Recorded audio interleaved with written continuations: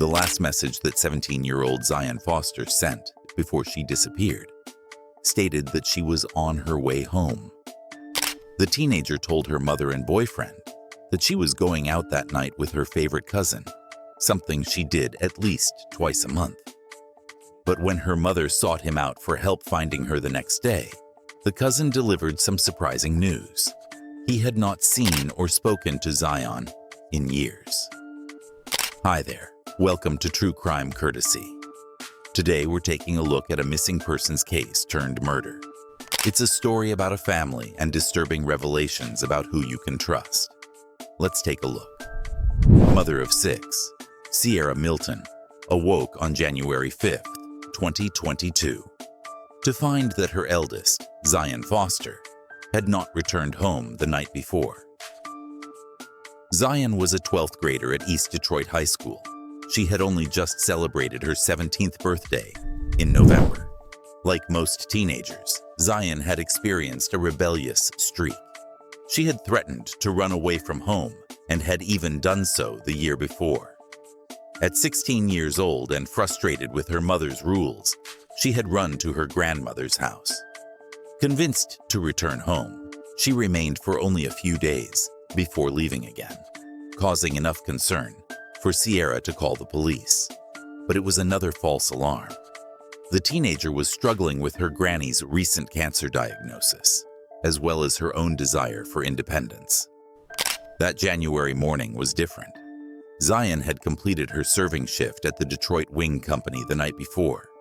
She had asked permission to leave the house after returning home from work. The teenager was honest about who she would be spending time with: her favorite cousin, Jalen. Under these conditions, Sierra agreed and watched Zion walk out the door. That was shortly before 11 p.m.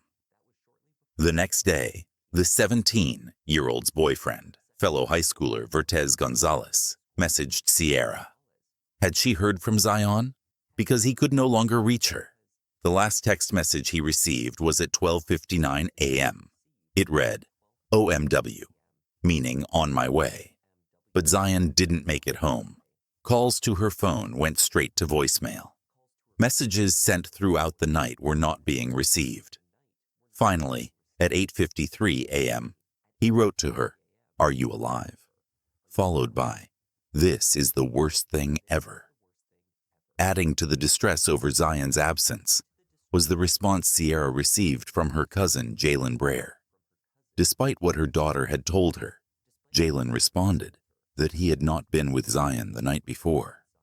He asked Sierra exactly how often Zion had claimed she was spending time with him. Once or twice a month, she said. He messaged her back in frustration, saying Zion's lies about him were sneaky and not safe. But why lie about spending time at his house? He suggested she was likely spending time with someone who lived near him. Zion shared location tracking on her phone with boyfriend, Vertez. This tracking placed her just across the street from Jalen's home at 11:24 p.m. the night before.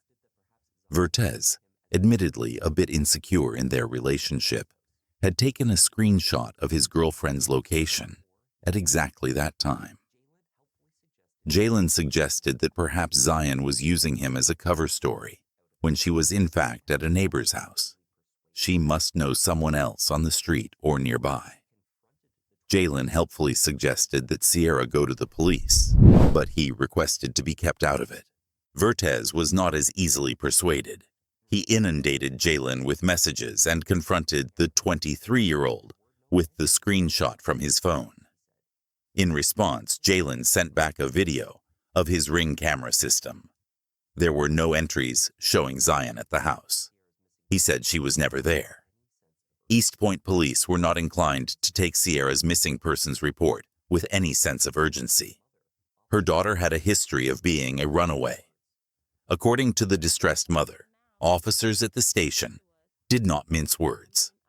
The person that's over it now specifically said to us that, I'm going to be honest with you. We're taking this as she's a runaway. Receiving little support from law enforcement, she took matters into her own hands. With the assistance of family and friends, a search effort for Zion was launched in the following days. They posted flyers, held rallies, and spoke to the media. "We need your eyes. The police need your help. That's right, we need your help." In the meantime, officers were eventually sent out to speak with Jalen Brayer. Jalen, Zion's self-professed favorite cousin, was in fact first cousins with her former stepfather. That is, he was cousins with Sierra's ex-husband. At 23, he was a father to 2 young children and had a long-term partner, Katrina. Sierra believed that her daughter and Jalen had always been and remained close. According to Jalen, they hadn't spoken in years. They found him at home with girlfriend, Katrina Smith. Smith. How you doing? What's going on, man? You Mr. Brazier? Yes, sir. What's your name, ma'am? Okay. You guys know Zion? Yes. So, they were saying... He invited the officers in to look around the house. He told them that he had last seen his cousin nearly a year before, in May 2021. Jalen continued to explain that it was Zion's mother and her boyfriend who seemed fixated on the idea that she had been with him that night. He offered to show his Ring camera footage as well. When she took a look at it, the mother thought there were gaps in entries for the footage for the night of January 4th, which had obviously been deleted. But she was never here. Deleted. I was like, she was never here, but her location did say she was here. In that house across the street. I was like, but she was never here. I don't know. But anyway, I got cameras to show her that she was never here. 54 Eric, Panama 31, CBAB, 19353 Myers. East Point police found nothing suspicious in the search of the house. There were no indications that Zion had been there. They listened, while Jalen explained his frustrations over being pulled into the drama caused by a 17-year-old cousin with whom he rarely spent any time. The times when I left is when I took her to work and we came back, went to get gas. Just basically showing this girl was never in my house. So We believe you, man. and she's known to be a runaway. Like she's ran like 4 times, and every time she got some dude's house. Her mom knows this. Her mom's just playing it a certain way and it's making me so fucking uncomfortable. She's known to be a runaway? Yes, I would assume you guys would know that. Not saying like you're not doing your job, I'm just assuming she would tell you the damn information. Now we know. Appreciate it. All right, guys. Enjoy the rest of your night. Jalen may have been fooling the East Point police at this stage, but not Sierra Milton. She did indeed watch to see who her daughter left with from the house, and she often greeted Jalen herself in the drive when he came by to collect her. She knew he was lying. He told me he hadn't seen or been in contact with her for 3 years, which is impossible when you were in my driveway and gave me a hug. Perhaps the easiest way to verify if Zion had been across the street from her cousin's house, as her location data suggested, was to check the neighbor's doorbell cameras. At about 11:15 p.m. on January 4th, a white sedan, the car known to be driven by Jalen Brayer, was captured pulling into his drive. Emerging from the vehicle were 2 individuals clearly seen walking into the house, 1 male and 1 female. Jalen had driven Katrina to work just before 11 p.m. that night. She was on the midnight shift at a manufacturing job from 11 p.m. to 6 a.m. The second individual who entered the house at 11:15 could not have been Katrina. Phone location data later confirmed the 2 individuals captured entering the home, Jalen Brayer and Zion Foster. The camera did not show Zion leaving. At 1:41 a.m., the same camera from across the street captured Jalen pulling his car out of the drive and then backing it in. The trunk then faced the backyard. After a few minutes, the car drove off. It returned to the house less than 10 minutes later. Search warrants were obtained for the house and the car. Inside the house, the search was fruitless. The contents of the car were carefully itemized and examined, but there was no clear evidence indicating what had happened to Zion. That is, until law enforcement brought in the cadaver dogs. The dogs clearly indicated at the trunk of Jalen's car. On January 19th, the 23-year-old, accompanied by a friend who was a lawyer, voluntarily sat down with detectives. It was clear that he had lied about being with Zion on the night she disappeared. Jalen came forward to offer what he claimed was a truthful version of events from that night. He had picked up Zion from her home and brought her back to his place. He put his 2 children, boys aged 1 and 2 years old, to bed. You guys mix up your weed, you roll up, you guys start smoking, you're just watching TV, just chilling? Yeah, she's telling me about how her and mom, their relationship's a lot better than it was the last time she talked to us. And about her boyfriend, about prom, the job and everything, and how she's working on getting an apartment and everything. Now, you guys are just chilling, and that's all of a sudden she just blanks out like that? When I got up to go get me something to drink, Yeah. I came back and she was saying she was tired and everything, and she laid her head back. So, okay, I'm let you go to sleep for a bit, whatever. Okay. And then about 15 to 20 minutes after that, I was like, okay, are you good? You ready to go home? And she wasn't responding or any of that. Was her plan to go back home? Her head's back on the couch. If she's still alive at that point, you should probably just hide or whatever, from the lead. And then you start shaking her. She doesn't wake up. You check her pulse, you said, and you can see she's not breathing, not like that. So at that point, what are you doing? Freaking out. Okay, so you're freaking out, and this whole time you've been home. So at that point in time, we thought she was definitely dead. Yeah. Okay. Well, was she dead? Do you think she was dead at that point, or does she still just have pain breathing and It wasn't anything. there was nothing at that point? Yeah. Okay. You know the difference between dead and alive, right? I mean, Was she not dead? breathing. She wasn't breathing, so I assumed that was dead. Her heartbeat was like, I couldn't read a heartbeat, couldn't feel a heartbeat or anything. So I would say she was dead, definitely. Okay. I want to have you show us the dumpster. Definitely. Because I don't want to mistake it, and I want to obviously get out there and see if she's still there, then we need to recover her, and if not, then we need to do the steps to locate where she's at. Okay. You're okay with that? Absolutely. Yeah. All right. He said that my baby just died. And then that he threw her in a dumpster.